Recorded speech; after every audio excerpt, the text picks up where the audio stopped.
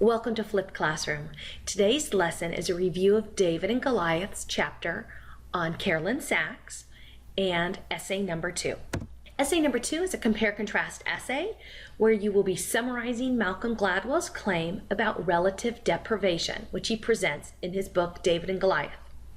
Then you're going to apply his theory to an evaluation of 2 post-ARC academic options, as well as your own criteria to determine which path would be a best fit for you. When I say 2 post-ARC academic options, I really mean 2 colleges you're going to attend when you leave ARC. Since some of you won't be attending traditional colleges like Sac State and UC Davis, UC Berkeley, and you'll be attending nursing school or aircraft maintenance school, that is why I use the phrase post-ARC academic options, so that you pick something academic so that you're picking something academic, but doesn't necessarily have to be a 4-year college. Let's make sure we understand the definition of relative deprivation. It's a smarty pants explanation for why we want to keep up with the Joneses and why we are unhappy when our neighbors have boats when we don't. In other words, rather than viewing ourselves and making self-assessments of where we are in terms of the world, we make them according to our own surroundings.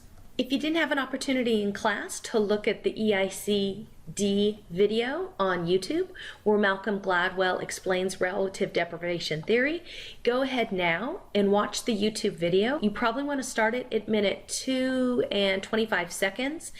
To get started on this essay, make sure you understand the concept of big ponds and little ponds. Big ponds would be schools like Harvard, Yale, Stanford, or UC Berkeley. These are schools where everybody came out of high school or community college with a 4.0 GPA or higher. They were probably president of their school, many academic clubs, high community service, maybe even gold medals in the Olympics. These are very high achieving schools. The author gives on page 72 in your book the example the salon was considered a big pond. It was very hard to be anything at the salon but a little fish, and all the best artists in the world were there.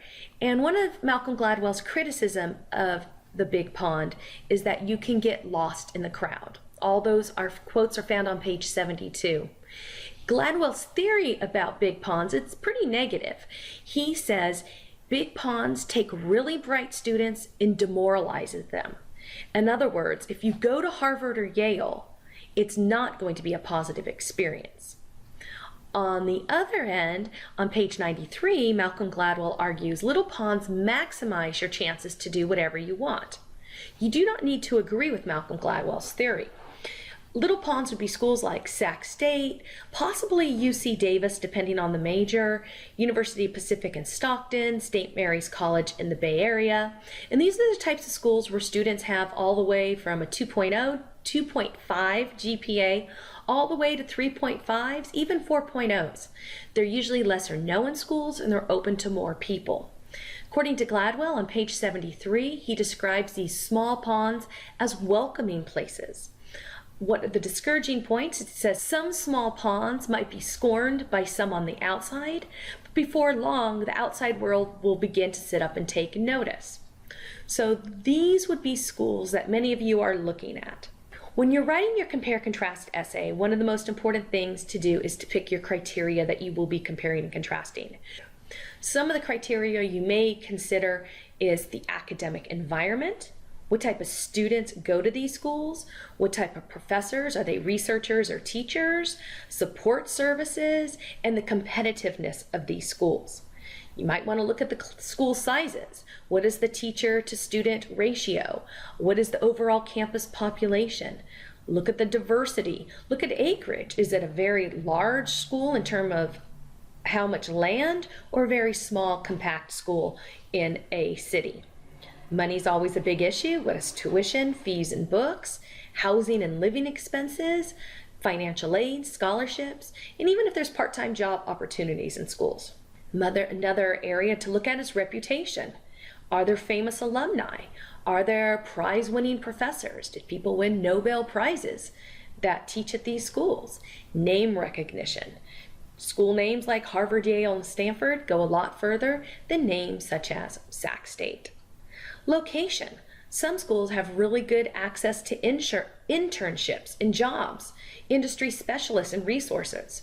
For example, is the school in Silicon Valley and you're interested in computer science? Is the school in Washington, D.C. or the state capital and you're interested in politics? Location, family, friends in your comfort zone. That might make a difference. Also, beach, mountains, snow, sun. Some of those criteria do play a factor. There's non-academic factors such as clubs and sororities, entertainment, sports, social life, dorms, and off-campus housing. When you pick your criteria, make sure it all relates back to factoring in if you would be a big fish or a little fish. Is it a big pond or little pond school? All these factors need to relate back to that. In other words, just because the college is near a beach and you want to go to school near a beach doesn't necessarily factor in to if you'd be a big fish or a little fish. The only time the beach would factor in is say you're going to UC Santa Cruz because you enjoy the beach and it's near Silicon Valley and you are interested in working for a high-tech firm. Otherwise, some of these criteria might not work very well. So which criteria play a role for determining if you're a big fish or a little fish? You definitely want to look at the academic environment. Some schools where you're going to be a little fish, it's a lot more cutthroat. Everyone has a GPA of 4.0. Everybody's graded on a curve. That means very few people can get an A. Reputation, what makes a school prestigious, location, regional resources, and money. These are all key factors you want to look into when you're determining if you'd be a big fish or a little fish at that school. Your conclusion paragraph is where you demonstrate your critical thinking. It's the evaluation. First of all, after looking at all the criteria, do you want to be a big fish or a little fish? Do you want to be in the big pond or the small pond, and why? Once you determine this, what will be your survival techniques? If you decide to be the big fish, what's going to motivate you to be a high achiever? Or if you're going to be a little fish, what's going to prevent you from emotional distress? What will your future be based like on the effects of being in a school where you were the little fish or the big fish? How do you see your future if you go to Harvard, Yale, UC Berkeley versus if you go to Sac State, UC Davis? This is the evaluation that comes in your conclusion paragraph. Best of luck writing this essay, and thank you for joining me today in Flipped Classroom.